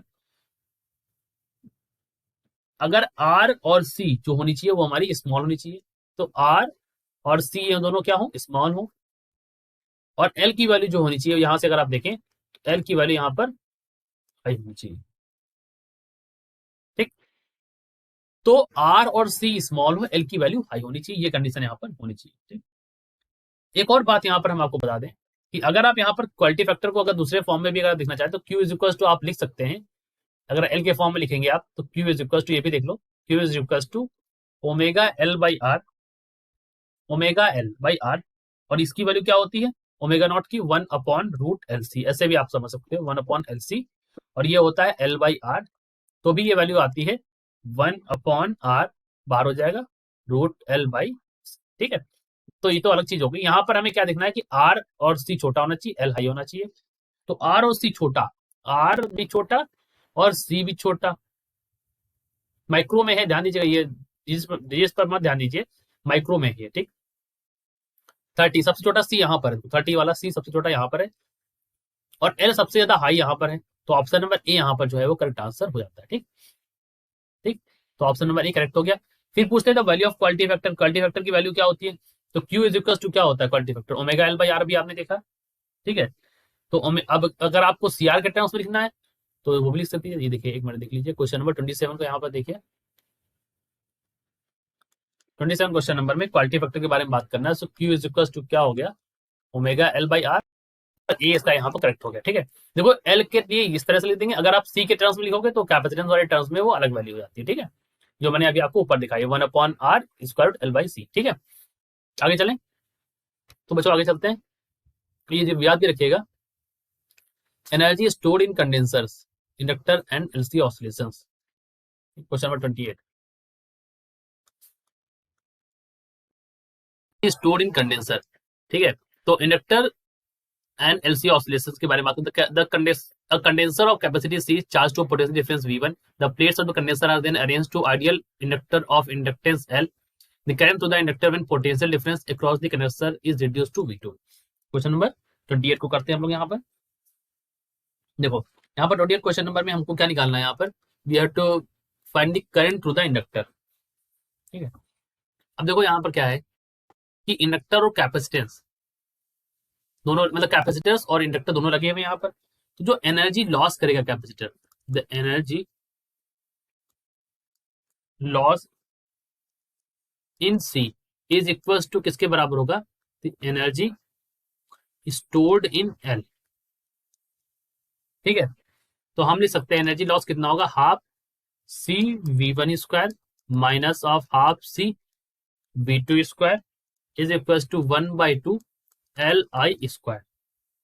ठीक, तो आई की वैल्यू यहां से क्या आ जाएगी, so I is equal to हो जाएगा यहाँ पर, I is equal to C V1 square minus V2 square divide by L. इन सभी की पावर क्या हो जाएगी 1/2 या रूट लगा दो, ठीक, ये वाली हो जाएगी। तो ऑप्शन कौन सा सही हो जाएगा यहाँ पर, ऑप्शन नंबर डी सही हो जाएगा, ठीक है। तो यहाँ पर एक अंतर है, यहाँ पर देखो ये इस तरह लिखा है, यहाँ पर इस तरह, ध्यान दीजिएगा इस बात को, ठीक। 29 a transistor oscillator using a resonant circuit with an inductor L, capacitor C in the series produce oscillation of frequency F if the L is doubled, the C change to 4C, the frequency will be, ठीक है। Question number 29 देखते हैं हम लोग। तो question number 29 में क्या है, a transistor oscillator using a resonant circuit with inductor L and capacitor C in series produce oscillation, जो ऑसिलेशन है यहाँ पर क्या है वो F है, ठीक है। तो यहाँ पर हम लोग मानते हैं 29 में कैपेसिटर इंडक्टर लगा यहाँ पर, देख। तो ये हमारा क्या है, सी कैपेसिटर है, एल हमारा इंडक्टर है यहाँ पर। रेजोनेंट फ्रीक्वेंसी हमको यहाँ पर निकालनी, तो resonant frequency is equal to the resonant frequency is equal to, देखो एफ इज इक्वल टू होता है 1/2π√L C, ठीक। L1 की वैल्यू यहाँ पर क्या है 2L है, क्योंकि डबल कर दी गई है। और C की वैल्यू, C1 की वैल्यू यहाँ पर क्या है, C1 की वैल्यू है यहाँ पर 4 times of C। F dash की वैल्यू यहाँ से क्या हो जाएगी, the value of F dash is equal to 1/2π। अब एल सी की वैल्यू यहाँ पर रख दो, तो एल डैश सी डैश के लिए रखो यहाँ पर, so L dash C dash, यानी कि आप यहाँ पर रख दोगे F dash is equal to 1/2π। L dash की जगह हो जाएगा 2L और सी डैश के लिए जगह हो जाएगा 4C, तो ये हो जाएगा 2√2, ठीक है। तो हो जाएगा 1/2√2, क्योंकि 8 आ जाएगा ना, 8 को आप 2√2 लिख सकते हो, और ये हो जाएगा 1/2π√LC, यानी कि this is equal to F, ये किसके बराबर हो जाएगा, एफ के बराबर हो जाएगा, तो F/2√2। तो ऑप्शन क्या हो जाएगा, सी वाला यहाँ पर सही हो जाएगा। क्वेश्चन नंबर 30 देखते हैं। 30 क्वेश्चन में कहा है कि a series LCR circuit containing 5 Henry inductors, 80 microfarad capacitor, 40 ohm resistor is connected to 230 volt variable frequency AC source. The angular frequency of the source which power transfer to the circuit is half the power at the resonant angular frequency are likely to be, ठीक है। Number 30 एक बार पढ़ते हैं फिर से। हमें क्या निकालना है यहाँ पर, फ्रीक्वेंसीज के बारे में बात करनी है, फ्रीक्वेंसीज के बारे में। क्वेश्चन नंबर 30, ठीक। क्वेश्चन नंबर 30 में एक है कि आपको यहाँ पर रेजोनेंस फ्रीक्वेंसी देखनी है सीरीज LCR सर्किट की। So resonance frequency of LCR circuit के बारे में बात करना है। तो omega naught is equal to 1/√LC, that is equal to 1/, L की वैल्यू है यहाँ पर 5 हेनरी है ना, 5 हेनरी, और इंडक्टर ये 80 माइक्रोफैराड है ना, तो 80 × 10⁻⁶, दिस इज इन रूट्स, ठीक। और ओमेगा नॉट की वैल्यू यहाँ से क्या आ जाएगी, दैट इज इक्वल टू 1/0.02, यानी कि आप इसको लिख सकते हैं 50 रेडियंस पर सेकेंड, ठीक। So delta omega is equal to क्या हो जाएगा यहाँ पर, delta omega is equal to हो जाएगा R/L। आर की वैल्यू यहाँ पर क्या दे रखी है 40, एल की वैल्यू यहाँ पर दे रखी है 5, ये वाली कितनी हो जाएगी 8, ठीक। 8 रेडियंस पर सेकेंड ये वैल्यू यहाँ पर आ जाएगी। तो required half power frequency, half the power यहाँ बोला ना इन्होंने, तो रिक्वायर्ड हाफ पावर फ्रीक्वेंसी, वो वैल्यू क्या हो जाएगी omega L is equal to omega naught minus delta omega by 2, यानी कि 50 माइनस 8/2 यानी कि 4, ये वाली हो जाएगी 46 रेडियन पर सेकेंड, लोअर के लिए। और ओमेगा हाई WH के लिए यहाँ पर वैल्यू क्या, ओमेगा H की वैल्यू क्या हो जाएगी, ये omega naught plus delta omega by 2, ये वैल्यूज होती है, ठीक है। That is equal to 50 plus 8/2 यानी कि हो जाएगा 54 रेडियन पर सेकेंड। ठीक, क्योंकि half the power at the angular region and angular frequency are likely to be, तो इसलिए यहाँ पर आंसर आया हमारे पास 46 और 54, तो ऑप्शन नंबर बी यहाँ पर सही हो गया। ठीक है, एक बार फिर से देख लो, यहाँ पर एलसीआर सर्किट में ये दे रखा था इंडक्टर, ये दे रखा था यहाँ पर, सॉरी, ठीक है, 80 माइक्रोफैराड यहाँ पर दे रखा था, और उसके बाद कैप, और यहाँ पर ये रेजिस्टर दे रखा था 40 ओम का। ये यहाँ पर दे रखा था 230 से कनेक्टेड है, 230 वोल्ट वेरिएबल फ्रीक्वेंसी से सोर्स है ये। Angular frequency of the source eight which the power transfer the circuit is half the power at the resonant angular frequency. तो पहले हमने ओमेगा निकाला, उसके बाद हमने देखा कि यहाँ पर डेल्टा ओमेगा कितना है, ये 40/5 यानी कि 8 रेडियन पर सेकेंड, इसका हाफ, ठीक है, वो हमने यहाँ पर चेक किया। आगे क्वेश्चन देखो, an inductor 20 millihenry and capacitor of 100 microfarad, resistors of 50 connected in series, ये तीनों को सीरीज में कनेक्ट कर दिए गए। एलसीआर ईएमएफ जो दे रखा है वो ये दे रखा है, power loss in the circuit is, power loss आपको यहाँ पर निकालना है। क्वेश्चन नंबर 31 देखो,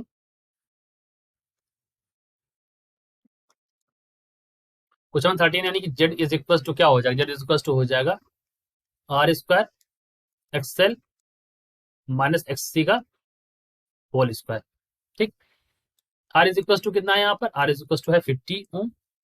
एक्सएल की वैल्यू यहाँ पर क्या हो जाती है, एक्सएल इज इक्वल टू हो जाएगा ओमेगा एल, ओमेगा की वैल्यू यहाँ पर क्या है, omega is equal to 2 pi F 314, L की वैल्यू है 20 इंटू 10⁻³ यानी कि ये हो जाएगा 6.28 ओम।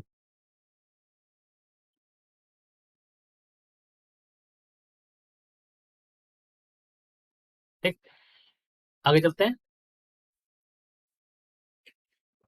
और हम क्या निकालेंगे यहाँ पर, XC, XC is equal to हो जाएगा 1/ओमेगा सी, ओमेगा सी यानी कि 1/314 और इंटू 100 इंटू 10⁻⁻6 माइक्रोफैरड था, 10⁻⁻6 हो जाएगा। ठीक, दैट इज इक्वल टू,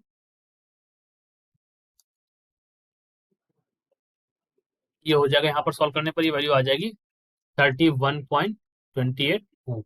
ठीक, तो ये जो इक्वेशन लिखी ना, ये मैं लिख देता हूँ यहाँ पर फिर से ताकि आपको डाउट ना हो। ये लिखा हुआ है जो मैं ओमेगा लिख रहा हूँ, this is equal to 10 sine 314 into T. इस वजह से ओमेगा की जो वैल्यू है ना वो हम डायरेक्टली लिख रहे हैं यहाँ पर 314 यूज कर रहे हैं। ठीक है, ये आपको कंफ्यूजन नहीं होना चाहिए। ये हो गया, अब यहाँ पर एक्सी की वैल्यू आ गई 1/ओमेगा सी। ठीक है, अब आपको जेड निकालना है, जेड इज इक्वल टू क्या हो जाएगा, यहाँ से जेड इज इक्वल टू आ जाएगा आपका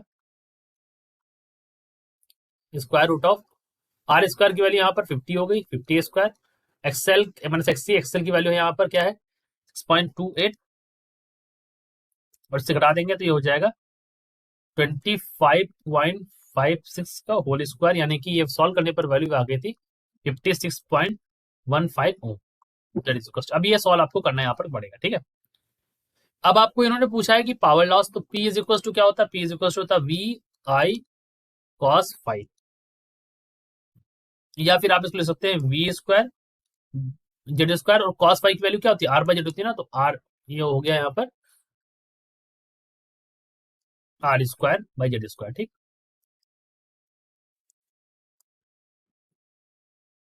ठीक, आगे करते हैं, देखो आई इज इक्वल टू क्या होता है, आई इज इक्वल टू हो गया V by Z, cos five is equal to हो गया आर बाई जेड, तो ये हो गया यहाँ पर,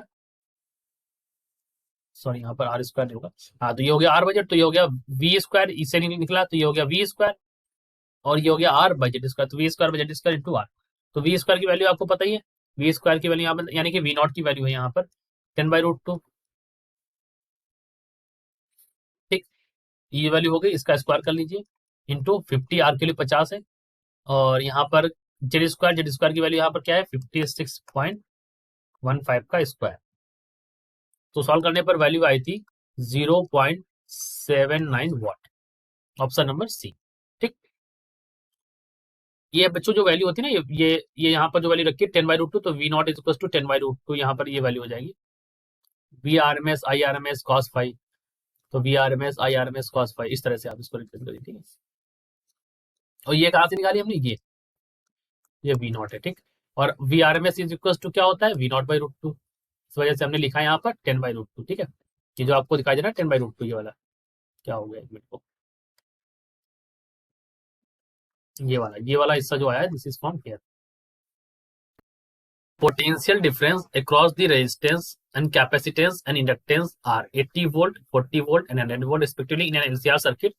The power factor of this circuit is, तो आपसे क्वेश्चन नंबर 32 में इन्होंने पूछा पावर फैक्टर के बारे में। तो पावर फैक्टर का फॉर्मूला आप जानते हैं, क्वेश्चन नंबर 32 करते हैं। सो पावर फैक्टर हमको निकालना है। Power factor is equal to क्या होता है, कॉस फाई।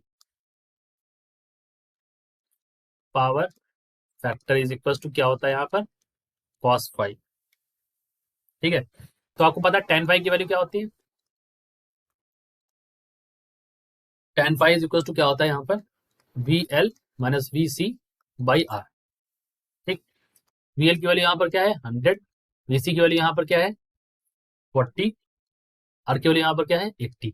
तो वैल्यू यहाँ पर कितनी आ गई, यहाँ से अगर सॉल्व करोगे तो ये हो जाएगा 60/80, तो ये हो जाएगा 3/4, यानी कि फाई की वैल्यू यहाँ से आ गई 37 डिग्री के अराउंड। ठीक है, तो कॉस यहाँ पर रखेंगे कॉस फाई, कॉस 37 डिग्री यानी कि वैल्यू आ जाएगी 4/5 यानी कि 0.8। ठीक, तो ऑप्शन नंबर ए यहाँ पर सही हो जाएगा। ठीक, आगे चलते हैं क्वेश्चन नंबर 32 के आगे।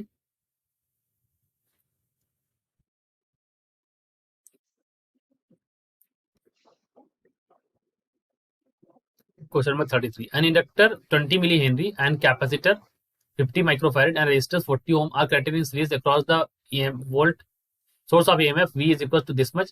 The power loss in AC circuit is, question number 33। Power loss आपसे पूछा है, XC इज इक्वल टू क्या होता है, यहाँ पर पावर लॉस आपको निकालना है तो P इज इक्वल टू क्या हो जाएगा, P इज इक्वल टू निकालना है तो P is equal to I square R।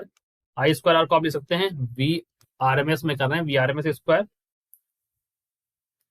ऐसे कर लो, पूरे का स्क्वायर हो जाएगा इंटू R, ये वाली हो जाएगी यहाँ पर। ठीक, अब आपको पता है XC की वैल्यू क्या होती है, XC इज इक्वल टू होता है 1/ओमेगा into C, that is equal to 1/ओमेगा। ओमेगा की वैल्यू है 340, ये देखो इक्वेशन में दे रखी है यहाँ पर 340, और यहाँ पर फिर इंटू C की वैल्यू यहाँ 50 और माइक्रोफेरेड में है यहाँ पर कैपेसिटेंस, तो 10⁻⁻6। सॉल्व कर लो इसको तो वैल्यू आती है 58.8। XL की वैल्यू क्या होती है, XL की वैल्यू होती है यहाँ पर ओमेगा L, ओमेगा की वैल्यू यहाँ पर 340 है, L की वैल्यू यहाँ पर दे रखी है 20 मिली हेनरी यानी कि 10⁻³ सॉल्व करने पर वैल्यू आती है 6.8 ओम। Z की वैल्यू यहाँ से आती है, Z इज इक्वल टू होता है R square plus XL minus XC का होल स्क्वायर, तो R square plus XL minus XC का होल स्क्वायर। R स्क्वायर की वैल्यू आपको पता ही है, R स्क्वायर की वैल्यू यहाँ पर है 40 का स्क्वायर, XL माइनस XC यानी कि 58.8 माइनस 6.8 का होल स्क्वायर स्क्वायर रूट में। ठीक है, तो यहाँ पर P की वैल्यू अगर आपको मिलेगी तो P इज इक्वल टू मिल जाएगा, P इज इक्वल टू ये वैल्यू हो जाएगी यहाँ पर V स्क्वायर यानी कि 10/√2, VRMS यानी कि 10/√2 डिवाइड बाई Z की वैल्यू यहाँ पर है, Z की वैल्यू यहाँ से आ जाएगी अगर आप सॉल्व करोगे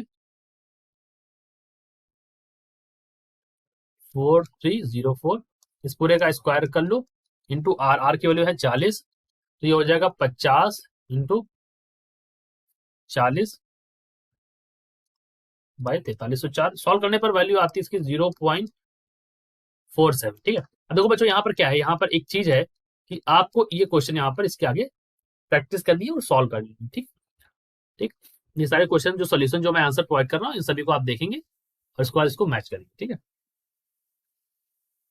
तो यहाँ पर जो करेक्ट बेस्ट वैल्यू जो मिल रही है वो ये मिल रही है यहाँ पर 0.51। तो कैलकुलेशन में कहीं यहाँ पर कुछ देख लेना ऊपर नीचे होगा तो तभी यहाँ पर एग्जैक्ट आंसर शायद नहीं आ रहा है, लेकिन हमारे कैलकुलेशन में तो सही है ये। तो बेस्ट जस्ट मैच जो है ना, बेस्ट मैच यहाँ पर the best match is answer number A only, तो हमारे पास ए ऑप्शन। ठीक, क्वेश्चन नंबर 34 क्वेश्चन में कहता है the instantaneous values of alternating current and voltage in the circuit are given as. I की वैल्यू दे रखी 1/√2 sin 100 pi t ampere, E की वैल्यू दे रखी 1/√2 sin 100 pi t plus pi/3। Average power in watts consume the circuit is, वो हमें यहाँ पर निकालना है एवरेज पावर। क्वेश्चन नंबर 34, तो एवरेज पावर निकालने के लिए हमें पता है P average is equal to क्या होता है, so P average is equal to VRMS IRMS cos phi, तो IRMS लिखा हुआ है यहाँ पे VRMS cos फाई। ठीक, तो ये हो जाएगा IRMS की वैल्यू दे रखी है यहाँ पर 1/2 अब ये कैसे हो गया, देखो ये 1/√2 दे रखा है और आई नॉट जिसे वी नॉट की वैल्यू दे रखी है यहाँ पर 1/√2, आई नॉट की वैल्यू यहाँ पर दे रखी है 1/√2। आई आर एम एस क्या होता है या वी आर एम एस क्या होता है, V naught by I R M S में I naught by root two करोगे और वी आर एम एस में लिखोगे आप, और वी आर एम एस में आप लिखोगे V naught by root two. अब ये √2 और √2 मिलके क्या बना देंगे, 2 बना देंगे, इसलिए सीधा 2 लिखा है। यहाँ पर भी 2 हो जाएगा और कॉस पाई यहाँ पर कितना दे रखा π/3 यानी कि 60 cos 60। cos 60 की वैल्यू भी 1/2 होती है, 1/2 1/2 1/2 यानी कि 1/8, तो 1/8 वॉट हो जाएगा, तो आंसर क्या हो जाएगा, ऑप्शन नंबर डी हो जाएगा। ठीक, ओके। क्वेश्चन नंबर 35 देख लो एक बार। The power dissipated in LCR circuit connected to an AC source of EMF E is, तो पावर डिसिपेटेड यहाँ पर निकाला क्वेश्चन नंबर 35 में एलसीआर सर्किट में। तो चलिए करते हैं क्वेश्चन नंबर 35। देखो 35 क्वेश्चन नंबर में अगर आप देखो तो ये होगा XL माइनस XC, ये हो जाएगा R, ये हो जाएगा Z, ये एंगल हो जाएगा फाइव। ठीक है, P इज इक्वल टू, हमें पता है P इज इक्वल टू होता है VI cos फाइव। ठीक, इसको आप लिख सकते हो V square by Z into cos five. Cos five is equal to R by Z होता है, तो ये हो जाएगा V square by Z square into R। Cos five क्या होता है, पावर फैक्टर, इसकी वैल्यू होती है R बाई जेड, ये आपको पता होनी चाहिए। ठीक है, सो P की वैल्यू यहाँ से लिख सकते हो P is equal to V square R। Z की वैल्यू यहाँ पर लिख सकते हो, जेड इज इक्वल टू क्या होता है, देखिए जेड की वैल्यू यहाँ पर देख लीजिए एक बार, जेड इज इक्वल टू होता है R, यहाँ पर हो जाएगा XL माइनस XC यानी कि ओमेगा एल माइनस 1/ओमेगा C का होल स्क्वायर। ठीक, दिस इज इन ब्रैकेट। ठीक है, और V इज इक्वल टू यहाँ पर जो V है that is equal to E over here. So आप यहाँ पर हियर ये बोल सकता हूँ मैं कि V को आप E से रिप्लेस कर देंगे, आंसर आपका आ जाएगा। तो चाहो तो आप यहाँ पर E स्क्वायर R भी इसको लिख सकते हो। ठीक, तो ऑप्शन कौन सा सही हो जाएगा यहाँ पर, जल्दी से देख के बताओ बच्चों। Good, option number D is correct. ठीक है, हालांकि ये देखो E square by R, E square by R लिखा इन्होंने सेम है यहाँ पर, क्योंकि यहाँ पर थोड़ा सा चेंजेस करने चाहिए थे इनको, otherwise option number D is correct also. ठीक है, बस यहाँ पर क्या है, हाँ सॉरी, यहाँ पर देखो रूट नहीं लगाया ना इन्होंने। ठीक है, यहाँ पर ये रूट नहीं रहेगा, मैंने रूट बाय मिस्टेक लगा दिया है। ठीक, क्योंकि जेड स्क्वायर है, सॉरी जेड स्क्वायर है बच्चों, ध्यान दीजिएगा। ठीक, जेड स्क्वायर है यहाँ पर, तो रूट नहीं लगाएंगे यहाँ पर, जेड स्क्वायर की जगह यहाँ पर ये वैल्यू हो जाएगी। ठीक, ओके, तो हमारे पास करेक्ट आंसर हो गया, this is option number D. So आगे चलते हैं, क्वेश्चन नंबर 36 अब लगाएंगे इसके बाद। In an AC circuit, the EMF E and current I at any instant are given as E is equal to E naught sin omega t, I is equal to I naught sin omega t minus 5. The average power in the circuit over one cycle is. तो हमें निकालना है average power. Average power निकालने के लिए हम क्या करेंगे, so we know that average power P is equal to V into I. ठीक, तो यहाँ पर हमें पता है E की वैल्यू, यानी कि अगर आप यहाँ पर एक्चुअली इस क्वेश्चन के अकॉर्डिंग अगर लिखें तो E इंटू आई लिख दीजिए इसको। तो E की वैल्यू आपको पता ही है, आई की वैल्यू भी आपको पता ही है, तो आप इसको लिख सकते हैं ए नॉट साइन ओमेगा टी, और ये क्या हो जाएगा यहाँ पर, एक मिनट, इसको आप ऐसे लिख दो, दोनों दोनों मल्टीप्लाई करना है ना, तो ऐसे लिखो, आई के लिए लिखो यहाँ पर आई नॉट, ये हो जाएगा साइन ओमेगा टी माइनस 5। ठीक, ये वैल्यू यहाँ पर आ गई, तो इसको आप लिख सकते हो further, you can write this as P is equal to, यहाँ पर हो जाएगा ई नॉट आई नॉट, यहाँ पर हो जाएगा sine square omega T cos 5 minus sine omega T cos omega T sine 5। ठीक, दैट इज इक्वल टू 1/2, यहाँ पर हो जाएगा ई नॉट आई नॉट, यहाँ पर हो जाएगा कॉस 5। तो एवरेज पावर यहाँ पर क्या हो जाएगा, so average power will be determined by the average power is equal to, यहाँ पर क्या हो जाएगा E naught I naught by 2 into cos 5। तो ये वाली हो जाएगी ई नॉट बाई √2, यहाँ पर हो जाएगा आई नॉट बाई √2, यहाँ पर हो जाएगा कॉस 5। ठीक, तो कौन सा ऑप्शन यहाँ पर सही बैठेगा, डी वाला। ठीक है, a coil of inductive reactance 31 ohm, ठीक है, has a resistance of 8 ohm, 8 omega, okay.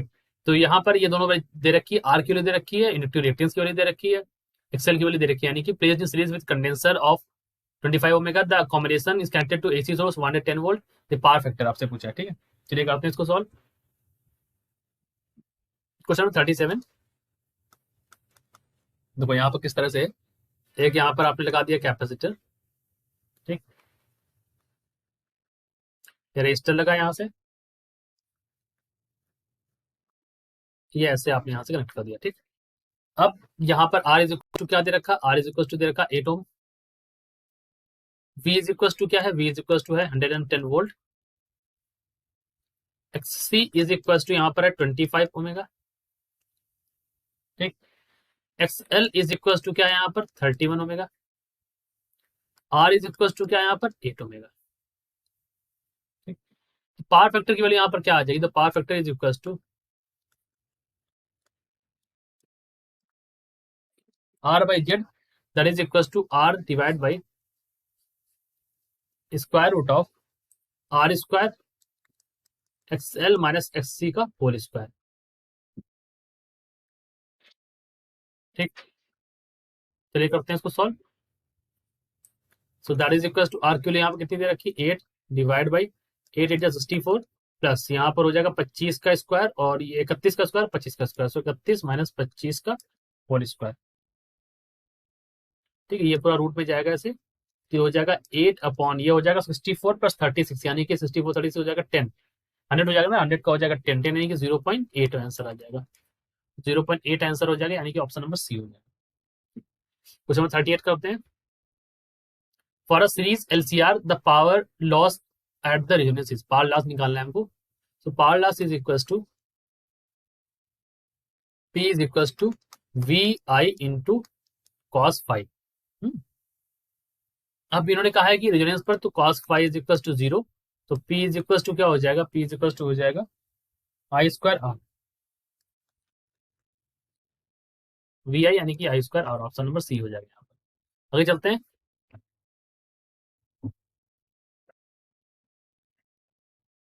Question number यहाँ पर कौन सा है, ये क्वेश्चन करते हैं 39 वाला, ठीक। क्वेश्चन 39 कहता है रिटर्न रेशियो, एक मिनट रुक जाओ थोड़ा सा सेट कर लें। Return ratio of step up transformer is 1/25, 1:25, ठीक है।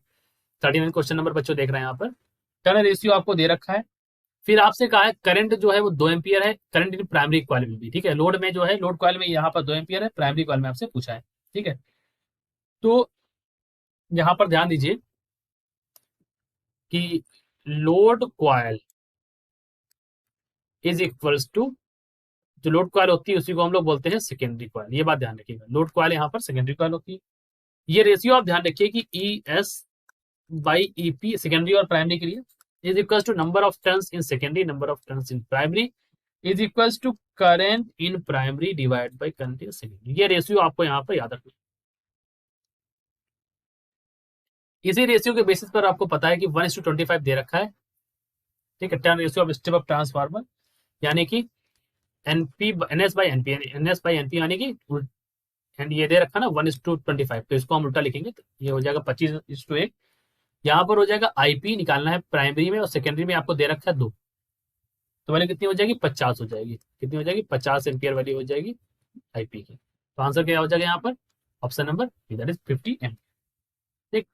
Question number 40, in an AC circuit with phase voltage V and current I the power dissipated is, तो क्वेश्चन नंबर 40 करते हैं हम लोग यहाँ पर, पावर डिसिपेटेड निकालना है यहाँ पर हमको।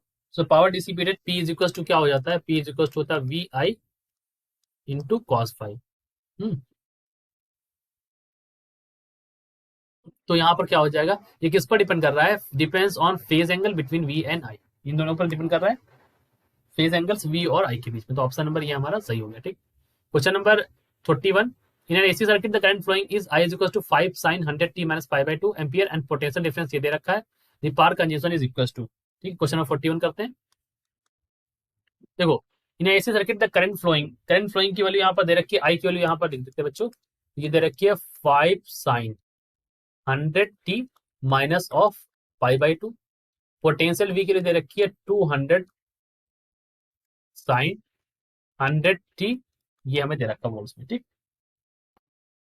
तो फेज डिफरेंस यहाँ पर फाई की वैल्यू यहाँ पर है, पाई की वैल्यू है that is equal to 90 degrees. Power consumption P is equal to, power consumption की वैल्यू यहाँ पर क्या आ जाएगा, that is equal to I R M S V R M S cos 5।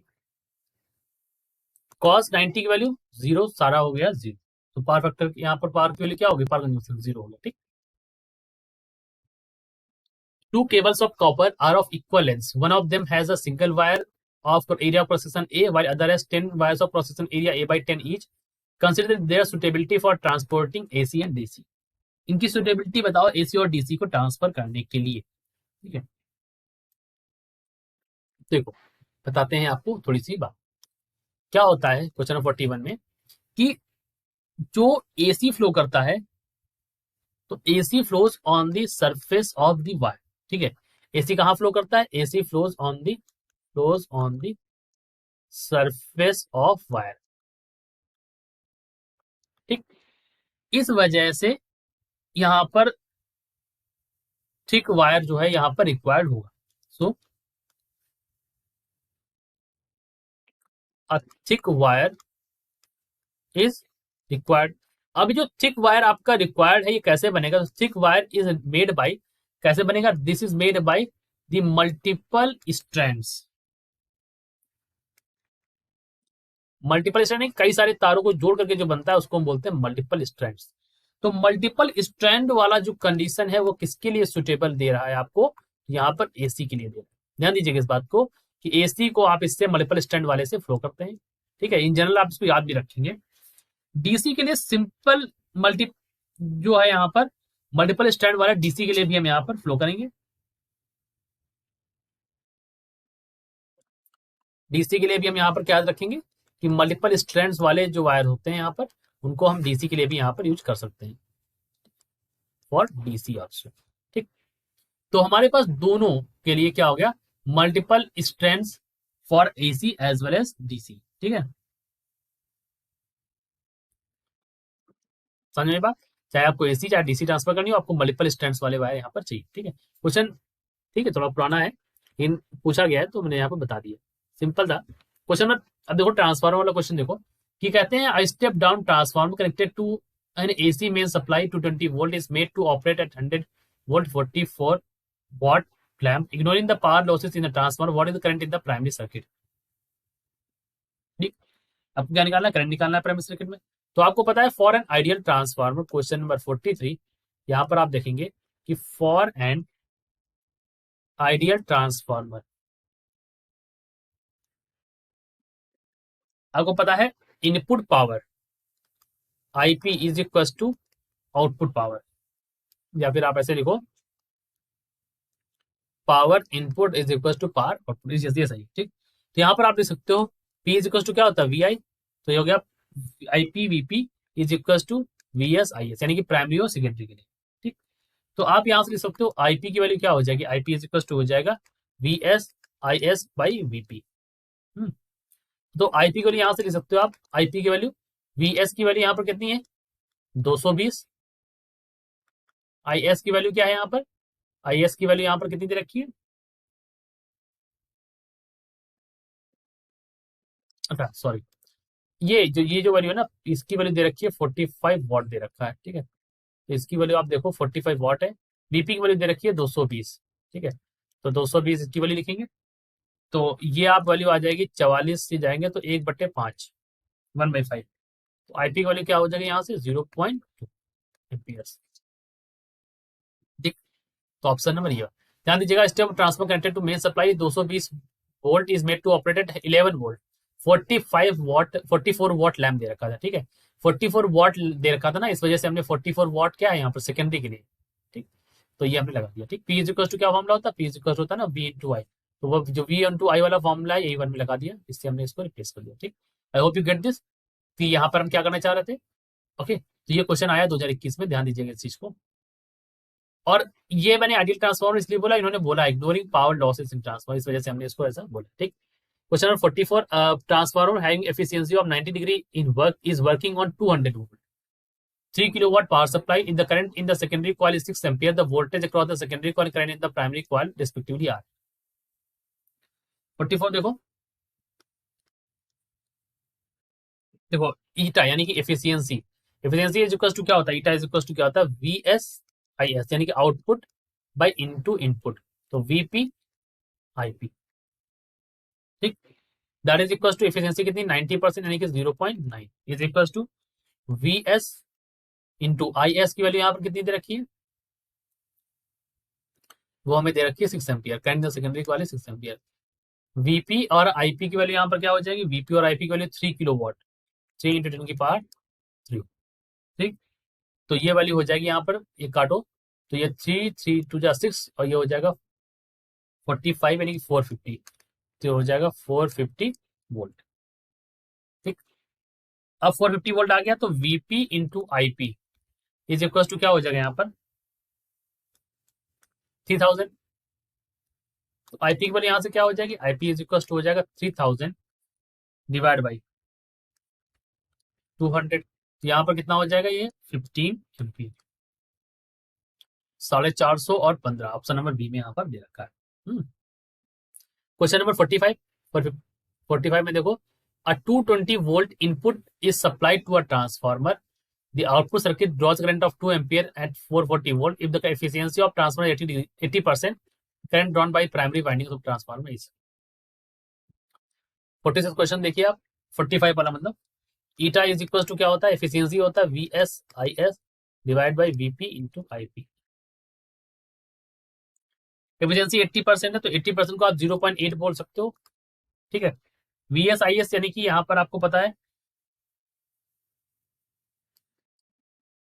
क्या निकालना है, प्राइमरी में करंट, तो आईपी निकालो सीधा यहाँ से, तो आईपी की वैल्यू लिखो तो ये हो जाएगा we S I S divide by VP into eta, तो वैल्यू क्या हो जाएगी, वी एस की वैल्यू यहाँ पर कितनी दे रखी है 440 2 एम्पियर पे, वीपी की वैल्यू कितनी है यहाँ पर 220 और एफिशिएंसी 8 है, 1/0.2 यानी कि ये आ जाएगी यहाँ पर 5 आ जाएगा, 5 एम्पियर, ऑप्शन नंबर ए सही है। 46 वाला क्वेश्चन देखो, a transformer is used to light 100 watt and 110 volt lamp from a 220 volt means if the main current is 0.5 ampere the efficiency of transformer is approximately। करते हैं question number 46 solve.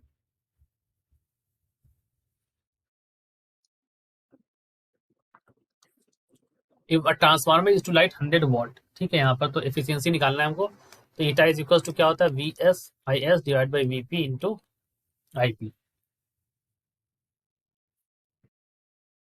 Percentage में करना तो 100 से multiply कर दो इसको, V S I S की वैल्यू दे रखी है आपको यहाँ पर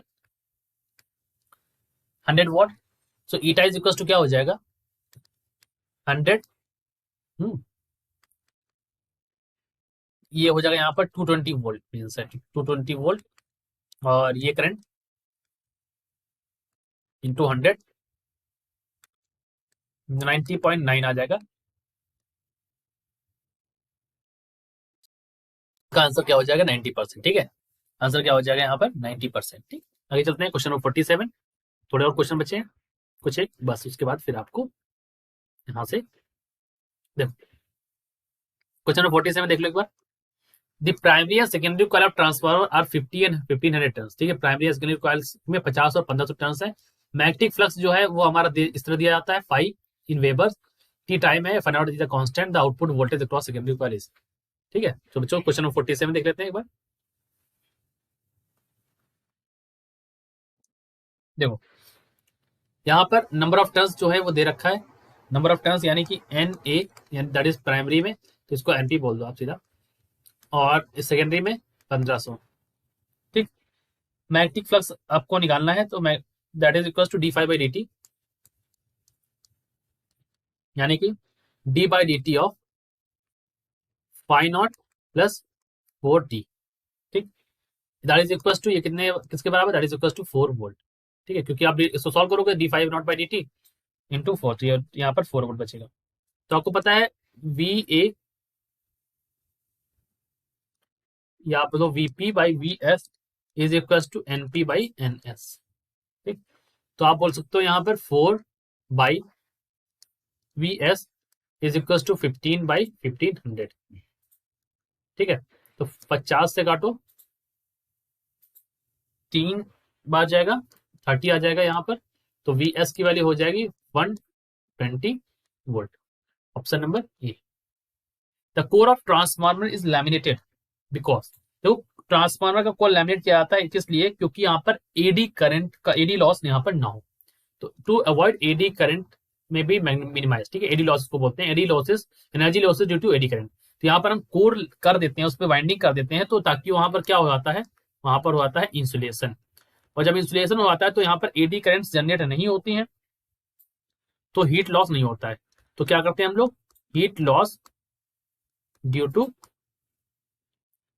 एडी करंट्स, इसको हम अवॉइड कर देते हैं।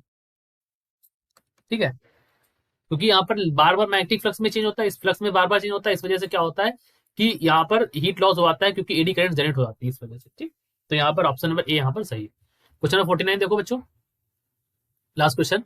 The primary winding of transformer has 500 turns whereas secondary has 5000. Primary is connected to an AC supply 20 volt 50 hertz. The secondary will have an output. देखो इसको यहीं पर कर दें, चलो यहाँ ले लेते हैं 49 क्वेश्चन नंबर। देखो आपको पता है प्राइमरी पर कितना दे रखा है, सेकेंडरी पर कितना दे रखा है। ठीक है, तो प्राइमरी पर आपको यहाँ पर पता है कि नंबर ऑफ टर्न्स जो है प्राइमरी में वो आपको पता है 500, नंबर ऑफ टर्न्स सेकेंडरी में वो आपको पता है 5000। Primary connected to AC supply, यानी जो प्राइमरी वाइंडिंग का वोल्टेज है ईपी इज इक्वल टू क्या है 20 वोल्ट है, और फ्रिक्वेंसी कितनी दे रखी है 50 हर्ट्ज। ठीक, तो आपको पता है NS by NP is equal to ES by EP, यानी कि आप यहां पर लिख सकते हैं, you can write this as 5000 by 500 is equal to ES by 20। तो ये काटोगे 10 हो जाएगा, और ये 20 से 200 हो जाएगा, 200 वोल्ट यहाँ पर आ जाएगा ES की वैल्यू। फ्रीक्वेंसी यहाँ पर सेम रहेगी, 200 वोल्ट हो जाएगा, और फ्रीक्वेंसी हमारी 50 हर्ट्ज भी रहेगी, तो ऑप्शन नंबर सी यहाँ पर सही हो जाएगा। So this is the final question. Okay, so I hope you understood it well. Okay, तो आपको क्या करना है, you have to like this video, और आपको कमेंट करना अगर आपको कोई डाउट है इस क्वेश्चन में, और आपको हमारे चैनल को सब्सक्राइब कर लीजिए, क्योंकि इन सारे नीट की जितनी भी क्वेश्चन, जितने भी चैप्टर्स हैं, उन सभी चैप्टर्स की सीरीज जो है वो हम जरूर आपको यहाँ पर प्रोवाइड करेंगे, और बेल आइकन को भी ऑन कर लीजिए ताकि आपको नोटिफिकेशन भी प्रोवाइड हो जाए। ठीक है, so thank you for watching this video. If you have any doubt please do comment down and share with your friends also. Okay, I hope you understood it well.